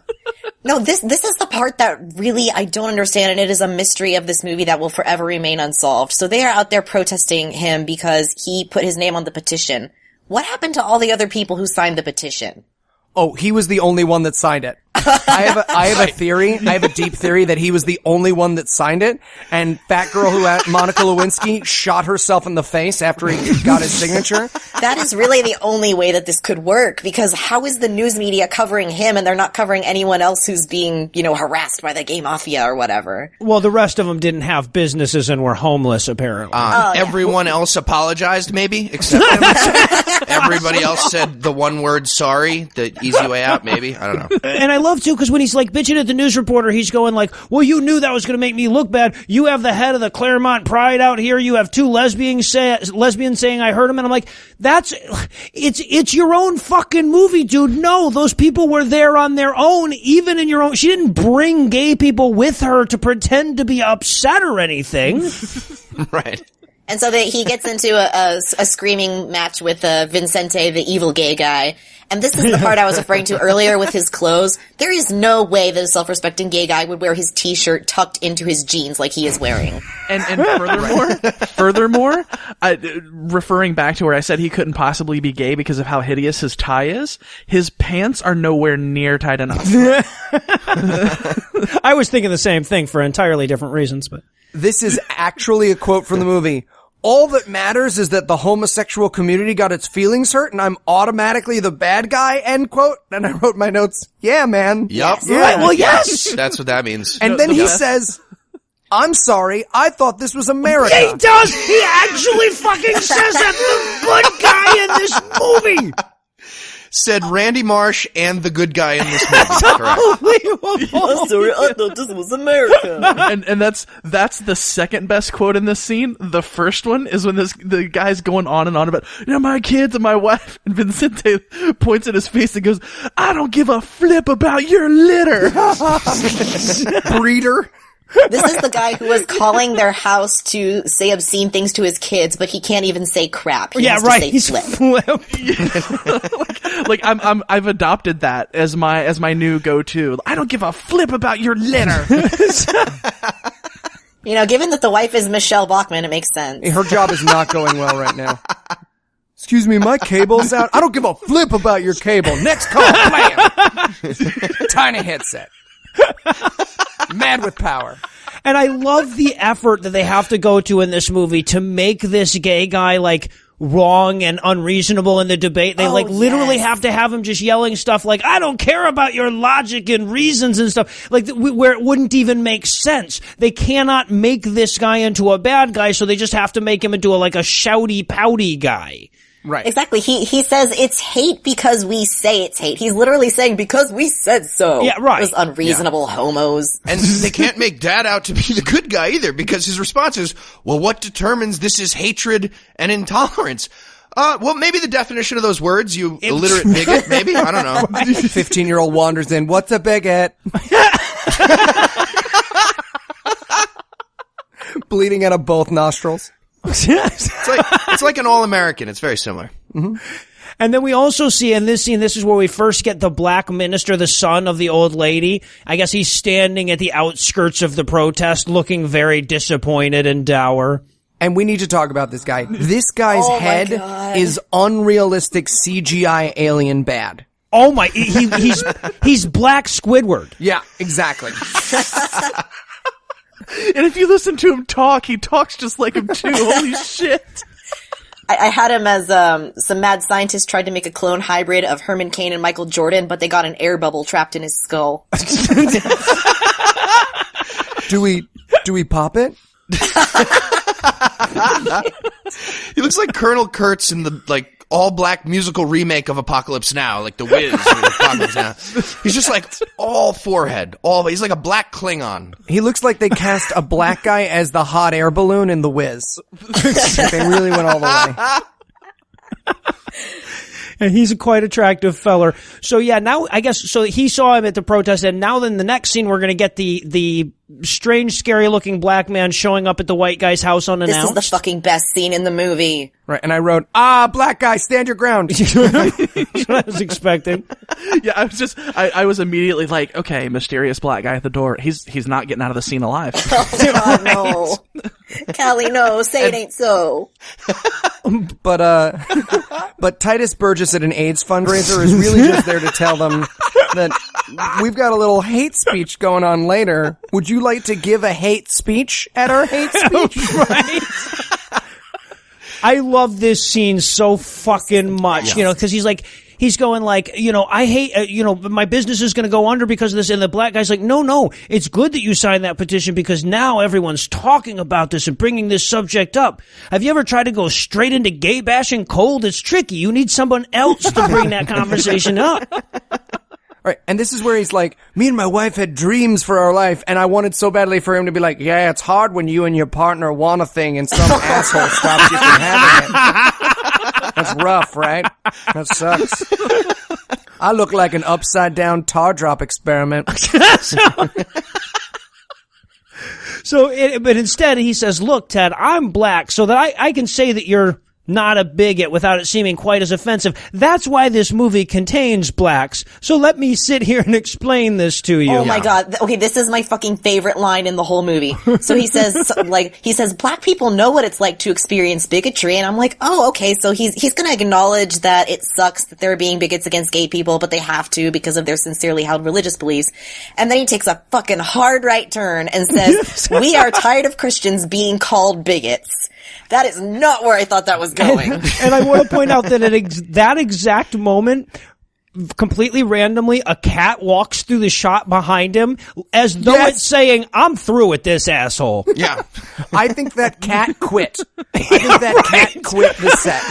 There was supposed to be a scene where the little girl later like, thanks for the new kitty, and the cat was like, no, fuck this. You all are pieces of shit. All right? Don't act like slavery and not getting to say that God hates fags are the same thing. Yeah. I'm out of here. Give me my fancy feast. I'm a day player. Give me my fucking fancy feast. And I love when he's really turning on the victim. He goes, it was just an impulse on a sunny day. Yeah, right. Like, I have all kinds of impulses on sunny days. What the fuck are you talking about? Yeah. I mean, if you were jerking off in the car or something like that, I get it, but yeah. Yeah. Sometimes he has fantasies about Mr. Ron. I also love Pastor Squidward at one point goes, you need to go on the offensive. And I want him to go, you mean like drag one behind my truck? Because they get really pissed about that. They start a whole project and then they make us give the same amount of money for this movie. It gets very simple. I don't want to do this. So basically this pastor is there to convince him to speak at his shitty rally and therefore basically forfeit his business. Mm-hmm. Sounds like a great plan, guys. Yeah, well, I love how he's like, I just want to forget about this thing and never talk about it again. And Pastor Squidward looks at him and goes, I think that would be a mistake. And I'm like, oh shit, it's about to get serious. Right. He just jumps out of a bathtub in a white dress. I won't be ignored, Ted. Well, I love Ted's line here too as he goes, I don't public speak. Like, yeah, the formulation of that sentence pretty much proves your point, doesn't it? I guess it makes sense that his 15-year-old daughter doesn't know what a bigot is if that's bad. Oh shit. So he leaves, like, it's uncommittal, you know, he doesn't know whether he wants to go to the hate speech to hate speak or not. And then we go to like him hanging out with Ron late one night. I guess the landlord's on his way to try to collect the 3 months late he is with rent, etc. Okay, whoa. Before we start, I have to point out that Callie and I were the only people who noticed this. His pants, Ron's pants, are so unbelievably tight. Oh, you were not the only one to notice it. Like, basically hanging out of his pants, and he's walking, like, with his legs splayed, like his balls are being pinched. And the whole scene, I could not stop looking at it, and I barely even like penis. Yeah, it is. You can count the skin cells on his cock. It is intense. I wrote, we now know for sure that Gay Barista is gay because his pants are the right kind of tight. And he might be Jewish. Right. And he's walking side to side like he's got a butt plug in. Yeah. Because, okay. Not that I know how that works. It's the John Wayne walk. It's the John Wayne walk from earlier. It's the it's the John Wayne walk. That's it. Thank you. You got it. Yeah, Callie's hedging her bet. She doesn't want to offend anybody on this show. Yeah. I just felt butt plugs were too far. I also love this because they're like Ron and Ted are still arguing about it, and Ron is the patience of a fucking saint here. He's like, look, man, I put up with a lot of bigotry from you, et cetera, but you know, let's face it, you're a Bible thumper. And he's like, no, I'm not. Let me thump this Bible at you to prove otherwise. Exactly. This is exactly what I don't do. He's got a point, though. He's not a Bible thumper. He doesn't fucking go to church. He just opposes gay marriage because reasons? Yeah. No reasons are ever given. He goes, I never pushed my views on anyone. And it's like, you mean like lobbying the government to stop me from having the rights that I want? That kind of pushing views, the Pass. the legal. Next scene. And then he goes, the Christian view of marriage was here first. And I'm like, you mean the thing with slaves? Right. So, which one? yeah. He seriously tries to use "we called dibs" as an Oh, yes, exactly. We were opposing your rights way before you were fighting for them. Shotgun bigotry. Shotgun bigotry. Long, like 200 years ago. Saw the car, called it. Shotgun. Yeah, after we killed all those worthless native people, we were first after that. So we get to make the rules. But we're pretty sure those native people hate fags too. I went to a casino the other day, and I wasn't sure if he was Mexican or, you know, Wolo or like ... But anyways, I asked him, I was like, how do you feel about gays? And I don't know. He let me win when we wrestled. So then the landlord shows up, so Ron has to wander off. And Ron, again, great friend. He's like, hey, landlord guy, why don't you go easy on him, man? I'm gay and I like him, so, maybe customers will come back. And he's like, when you don't pay your rent for 3 months, you get evicted. That's just the way it works, bro. Right, and the landlord's like, yeah, go fuck yourself, Ron. Enjoy your coffee shop. Yeah. Putting the semen into lattes. Why don't you try renting some VHS movies? You maybe do a little better than your t-shirt store. You pay the fucking rent. I also want to point out that it is clearly about 8:30 at night, and this guy is coming to collect the rent. Yeah, like what? Yeah. A little bizarre. So Mr. Goodman tells him to go fuck himself. And he's like, he actually even says here, he's like, usually I wait when you get this far behind until the school orders come through. So apparently they're regularly 3 months behind on their rent. Nope. Hush. It's the gay's fault. Yeah, right. Well, also he goes, if you would have kicked those protesters out, it would have been great. And he's like, if you hadn't have been a dickhole, wouldn't have been any protesters. So, let's go all the way back, right? Let's not just start at Mr. Goodman, right? Me and that lovely Spanish young lady played Ride the Baloney Pony, but you don't hear me talking about that, right? Let's start at Priori. So, get down to brass tacks here. So apparently he's getting evicted, and it's because the gays have been protesting the last 4 days, which caused him to fall 3 months behind on rent. So he goes home, and mom's in her PJs, which is good, because I needed that. I at least needed that. Yeah, we all have a variation of time to dick down his weird-looking wife.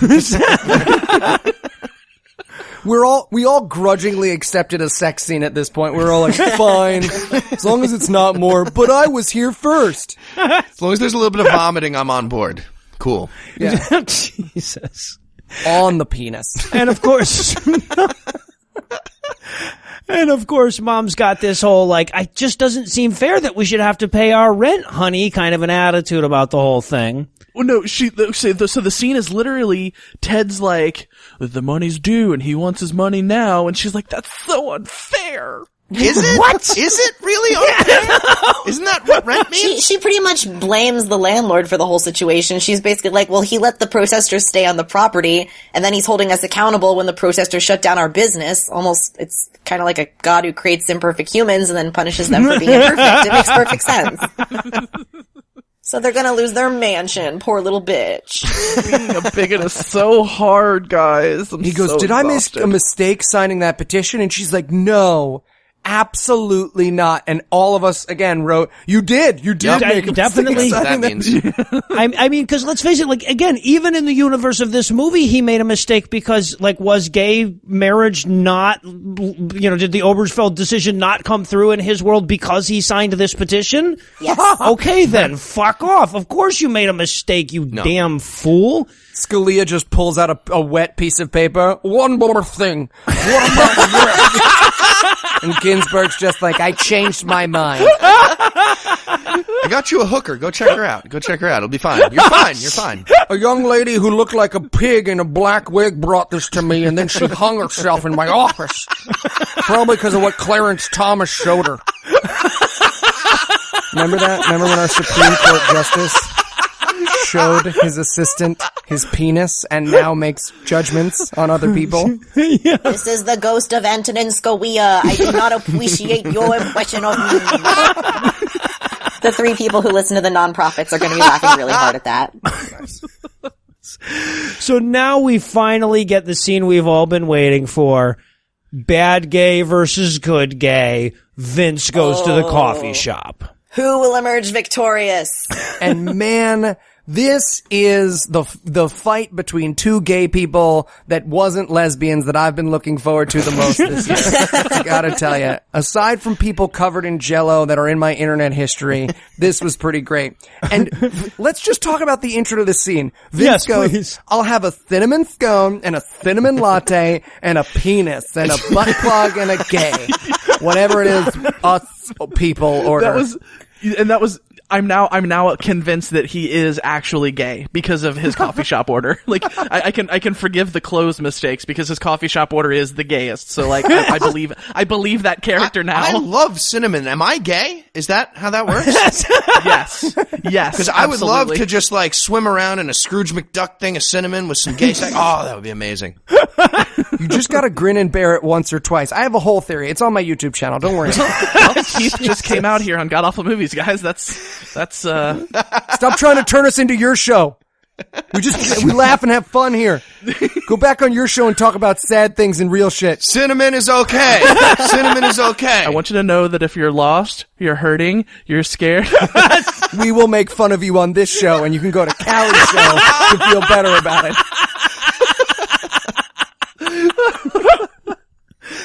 So Vince lays it down to him, says, hey, if you don't support our protest, I'm going to revoke your sodomite card. How you like that? And Ron says, that's fine. He doesn't care. He knows he's the big rabble rouser in town. Yes, that's what he actually says. I know you're the big Is that how they think humans talk?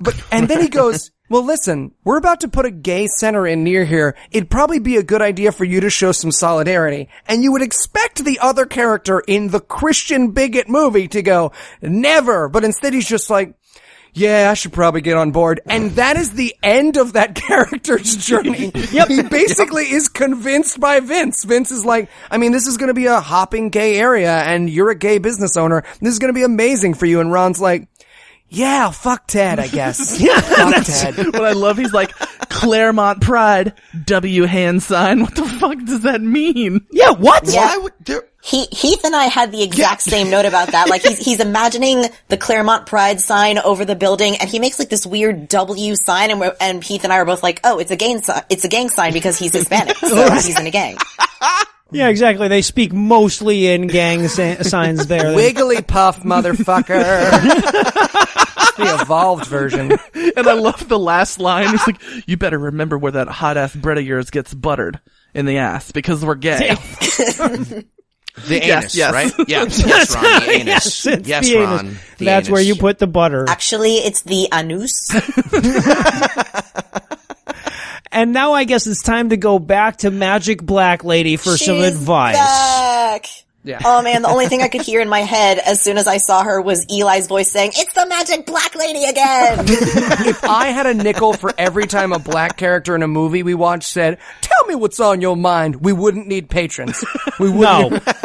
And this is the fucking craziest scene. And I just have to say, before we describe the scene, I noticed they sit down and she's got cups of tea that are less than a quarter full again. What the fuck is this? Like, Again! She makes it in like a titration machine, like she's doing hydrochloric acid by drops. It's crazy. And this is where the character goes, and this is a real quote, I just really want to know how black people endured slavery. White guy who people are mad at. The not bigot in this movie said that fucking line. Yeah, exactly. Yeah. How did you people suffer? Yeah, and the answer is, yeah, we did a lot of the same things these gay people are doing right now. Cut! Yeah, right, Stop being a bitch, Dorothy. Cut it out. Read the script. Speaking of her reading the script, she has the fucking craziest delivery. Oh my god, it's like they were giving it to her one word at a time or whatever, and then stitching them back in a different order because they couldn't find a black person who would say these words. That's absolutely exactly what I think happened. I think that halfway through this scene, she was like, I'm not saying that shit. You motherfuckers can fuck yourself. And so someone pointed a gun at her because she sounds out the rest of her lines at gunpoint. Yeah. She's like, being a slave is just like not getting to hate faggots. Man, oh man. I'm blinking twice because I'm not safe. Here I can see a yellow building and a white car out front from where I am. Tapping the top of my head. Tapping it and tapping it. she goes, hatred and bigotry are terrible. Terrible. Terrible. That line should have got taken out. Hey, once the scene's tooken, what are you gonna do? And then she says, she goes, look, I'm sure gay people have suffered, but I get tired of hearing how gay is the new black. Right. Yeah. It's clearly orange. I was looking for the white cat to walk off again. Like, no, fuck this. I'm no longer your grip. You said it wasn't going to be like this anymore. I don't think we've fully captured the gravity of the scene so far by what we've described so far. He is comparing the situation that he is in to slavery. Yes. And so is the black woman in the scene. Yes. Yeah, I love her line is basically, I'm tired of being called a bigot because of what I believe about marriage, said the white guy in 1967 about black people and white people marrying. Cut. Just read the lines off the card or we'll shoot the big egg-headed guy. We could find another black actress. No, you can't. Damn it, she called our bluff. Not with a SAG card. Totally called us on that. And then she turns to him and goes, what are you gonna do about it? And I wrote, cut to Matthew Shepard dragged behind a car, or cut to the front of Pulse.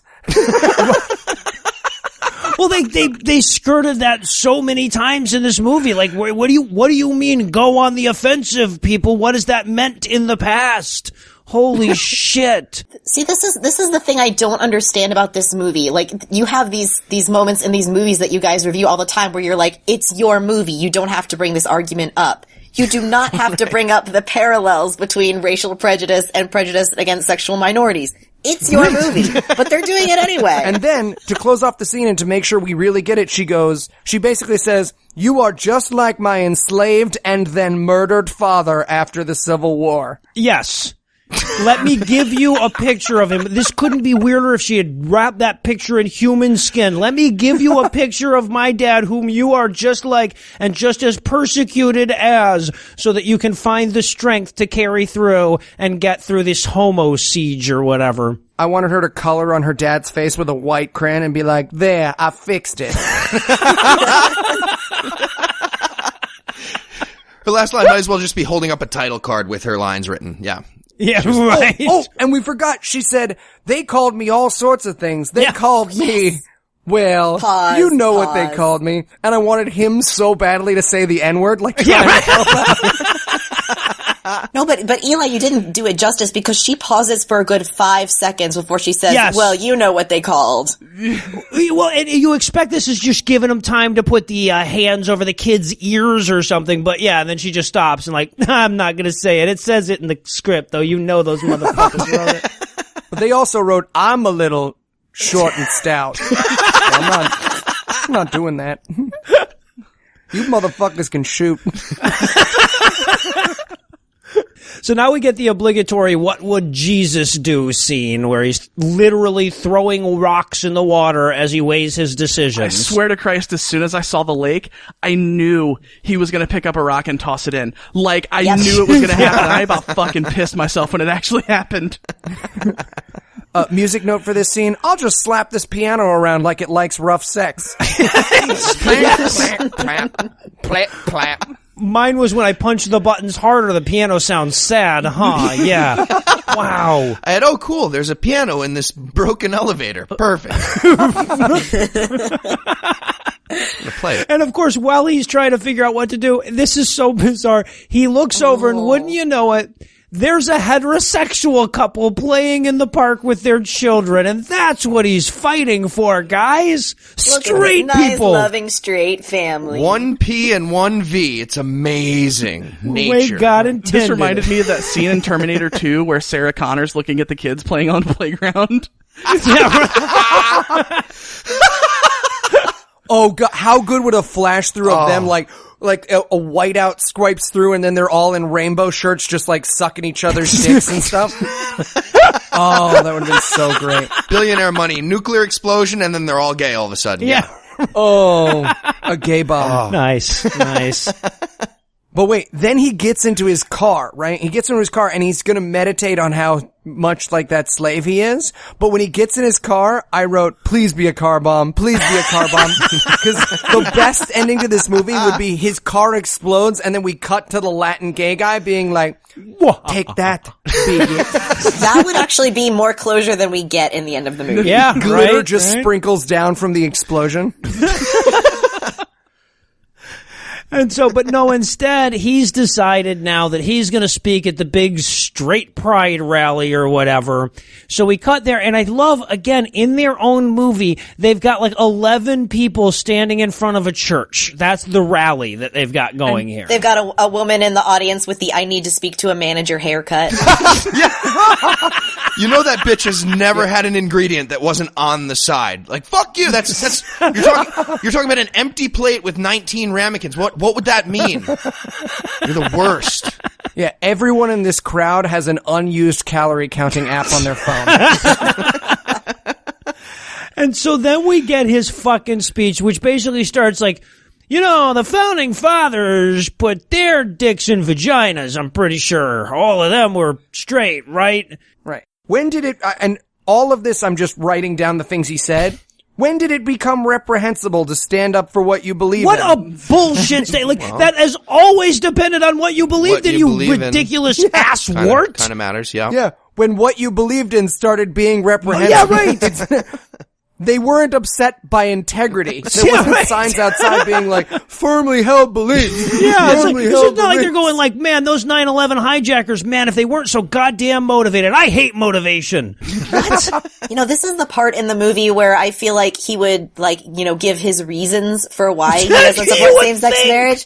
He doesn't, but then again, I might have missed it because I was so distracted by the child who plays his son fidgeting desperately in the background. He did not take his Ritalin that morning. And I love how, through the speech, you see the reporter. She's, there looking super skeptical at first. And then, through the course of the speech, she's, starts nodding. And it's like, oh, shit's getting serious now. And she's, furiously writing in her notebook. And then, at the end of the speech, she's smiling and she's clapping. And oh, she got convoided. Yeah. Right. And then he says, people died so I could be this kind of a dickhole. Not an exaggeration. He actually says that. Yep. And then, of course, he says again, the people shouting about tolerance are the least likely to extend it to someone else. Really? Are you sure about that? Is that why all the minorities keep lining up on the conservative side of the political aisle, dude? That's such ridiculous bullshit. It's like, oh, yeah, no, they're tolerant of everybody except for the people who don't like intolerance. It must be that they're intolerant. Yeah. It's like the third stupidest argument behind the why are there still monkeys and whatever argument my wife uses to explain why it's perfectly okay to tell she just wants something fruity to drink instead of just giving me a goddamn brand. And another tip, probably don't want to keep bringing up the First Amendment because that basically says that gay people are allowed to do all the things they do in this movie. So stop.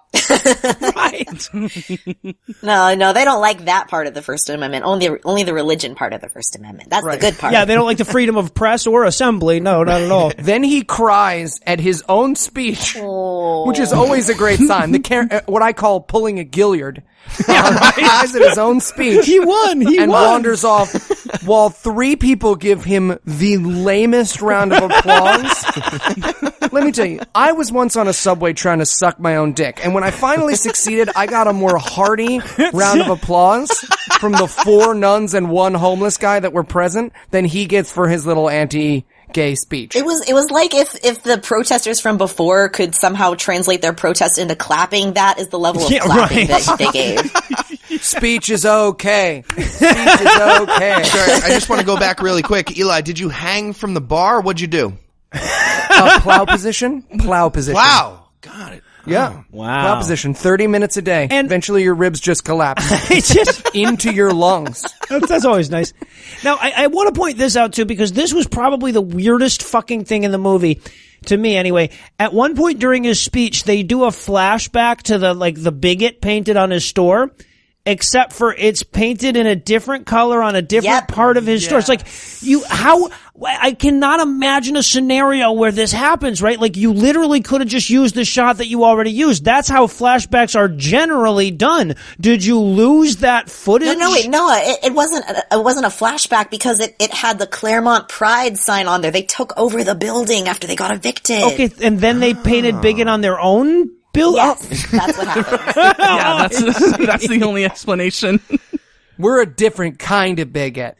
We're bigoted against bigots. His speech moved us. Right, but okay, but that's the important thing to take away from this is that his business did go under, but he's still a bigot, and apparently that's what matters the most. Yeah, it matters that he took a hit for this petition that he signed completely on a lark, not understanding anything about it. Yeah, exactly. And then we cut, so he's homeless, and he's walking away with his kids, and his business is gone, and they're all gonna starve to death. And they pass by a pro-life petition. Yeah. And the little girl turns to him and goes, "Daddy, did you learn anything?" And he goes, Nope. No. I absolutely did not. W sign. And the son just looks up at him like, "Come on, Daddy, don't let us down." "Don't you forget about me." I love when the camera zooms in on his face, and I swear to God, I was really just hoping he would think, "It's morphin' time." Or it pans out and his shirt is off and he's just jerking off. Yeah, or that too. That would work. Both. But, so he does sign it. He does sign it. And my note here is, you're gonna get some obscene phone calls. You're gonna get flaming bags of fetus on your porch. Bad news. Shouldn't have signed that. Ooh, Flaming Bags of Fetus is the name of my Rush cover band. We're on SoundCloud. We've got a really interesting sound. We're like part ska, part new rock, part baby jack. See, my theory here is it's okay to sign all the petitions you want. Now that you're homeless, they have nowhere to call, so. Yeah. And they just walk off into the sunset holding hands and skipping, I'm assuming back to their tent city that they now live in. Must be where they're going.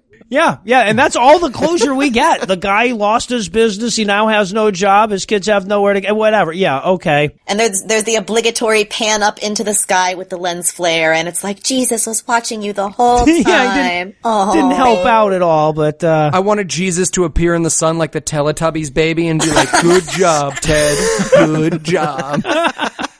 All right, so now, obviously this was only about 2/3 of a movie, and I feel like there was still a way to save it from there. So I'd like to wrap up the review on a crazy billionaire money question here. You're handed this movie and unlimited funds. What happens in Act 3 to save the movie? I'm gonna say we find out that the Murphy family was dead the whole time. Ooh, I like it. I was gonna go with, we find out that the gays are actually lizard people, and he's gotta fight his way to save the president at the White House. Right? Huh? I like it. I'll watch that. So, I was gonna say that he gets really angry and retroactively aborts the daughter that keeps asking what bigot means. Climb back in that veg so I can kill you. I would actually go way back into the movie. You remember when the wife was leading him away into the back, and it seemed like she was going to give him a blowjob? Well, in my version, she takes him back into the back, and there's Mr. Ron waiting, and they just stare at each other lovingly, and Ted's eyes trace his defined biceps, imagining the sweat dripping down his chest as they kiss passionately, cocks throbbing with anticipation. And then the wife just basically does a reverse cuckold, and she watches him and Mr. Ron have kind of aggressive but also loving and tender sex on top of a pile of plain bagels. And that would be a lot more satisfying than the end of this movie. Yes, it would. Yes. Just stay on the line after we're done, by the way. We can hash out the whole storyboard. Could you tell that I wrote a lot of fan fiction as a teenager? How do they use the bagels? I feel like they would use the bagels in fun ways. they stack them. They see how many they can stack on each other's penises. Yeah, you play like ring toss and that kind of thing. Yeah, absolutely. I would assume they would use them as a guessing game. Just be like, "What are you in now? Is it a bagel? No." You should see a doctor. Your butthole should not feel like a bagel. The Eli Bosnick story. Who brought a flagel? Fuck you. All right, well, Ari Kelly, I cannot apologize enough for this, but congratulations, you made it all the way through. Not everyone does. I'm fist pumping like the kids did when they found out they were going to get to play with the dog. Yes, that was amazing. We didn't talk about that, but they were like robots. They were like, yay! In unison, in perfect unison. It was awesome. So now, of course, if our audience wanted to hear more from you, where should they go? So, Ari and I co-host a podcast called The Gaytheist Manifesto. You can find us on iTunes. You can find us on Spreaker, on Stitcher, generally wherever fine podcasts are found. We're at facebook.com/The Gaytheist Manifesto, and our blog is pathos.com/blogs/The Gaytheist Manifesto. Just a warning, it's not anything like the show. It is not like this show. Don't go to their show listening for this. Eli, do you want to tell the story of what happened when you were in Seattle and you tried to listen to our show? Oh, I was inconsolably high in Seattle. And so I was like, you know what? Because Anna is obsessed. Anna loves Gaytheist. She loves it. And she's like, you gotta listen to it. And we love Anna back. She's we do. amazing. And I was like, I should listen to some Gaytheist. But I was inconsolably high at the time. And so I was walking around the woods by myself, just hearing these tragic, heartbreaking stories and just apologizing to a tree for white privilege, just being like, hey man, I want you to know, I really feel like we're all part of this together. I felt like Tony Robbins was gonna walk out of the woods and be like, come with me, and then eat me with his giant fucking teeth. I will never listen to your show anything but sober again. But yeah, their show's depression food. Don't go there after this. It's not chuckle. Yeah, that's how we usually do it. We have guests on, then we warn people about their shows right afterwards. Well done, Eli. That's really getting a knack for this business here. And of course, if you don't want to listen to it, make sure that you don't follow the show notes we'll have on the links we'll have on the show notes for this episode, that is. So, one more time, Callie, Ari, thanks so much for hanging out. Yes, thank you so much. Thank you, and I am very much looking forward to the reimbursement of my $4. Did you take Bitcoin? And well, that does it for our review of Accidental Activist. That's not going to do it for the episode just yet, because we still need to reel you back in for next week. So, Eli, tell us, what's on deck? Will a Man Rob God? It's on Netflix, and it's a video recording of a stage play about a young couple's insistence on going to a prosperity ministry despite the objections of their atheist father. And it's so racist our show might get listed by the SPLC after next week. So I don't know how easy it's going to be to find us. And it's got Eddie Winslow from Family Matters. Yeah. Oh, does it? I'm Darius McCrary. I've been waiting my whole life for this movie. Very exciting. Robin Givens is still looking pretty good. She's in it too. Absolutely. Yeah, all you really need to see is how flat the lighting is to know what we're in for here. This is going to be the iMovie fucking preview it had. This is going to be a goddamn nightmare. Yeah. Would you like to generate a preview for your professional film in iDVD? I would like to generate a preview for my professional. It's gonna be so bad. So with that to look forward to, we'll bring episode 48 to a merciful close. Once again, huge thanks to Callie and Ari of the Gaytheist Manifesto podcast for suffering alongside us today, and obviously an equally huge thanks to all the Patreon donors that help make the show go. If you'd like to count yourself among their ranks, you can make a per episode donation at patreon.com/godawful and thereby earn early access to every episode. You can also help us a ton by leaving us a 5-star review on iTunes and by sharing the show on all your various social media platforms. And if you enjoyed this show, be sure to check out our sibling shows, The Scathing Atheist and The Skeptocrat, available on iTunes, Stitcher, and wherever else podcasts live. If you have questions, comments, or cinematic suggestions, you can email godawfulmovies@gmail.com. All the music used in this episode was written and performed by Ryan Slotnick of Evil Giraffes on Mars and was used with permission. If you like what you hear more by following the links on the show notes for this episode. Thanks again for giving us a chunk of your life this week. For Heath Enwright and Eli Bosnick, I'm Noah Lugeons, promising to work hard to earn another chunk next week. Until then, we'll leave you with a Breakfast Club close.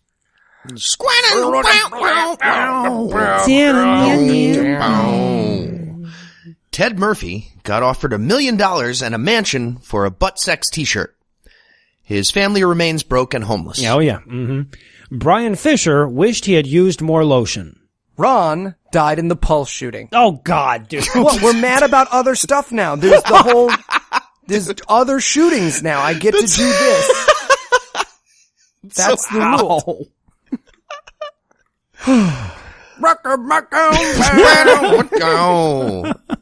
It's 1:41 Mountain Time in Roswell, New Mexico, and you're listening to Night Call. From New York City, I'm Emily Yoshida. And from Los Angeles, I'm Tess Lynch. And Molly Lambert. And this is Night Call, a weekly podcast to keep you company during those strange days and lonely nights. Some of you may know us from our previous podcast that we did at Grantland, RIP. Listen to Night Call every Monday on Apple Podcasts or wherever you get your favorite shows.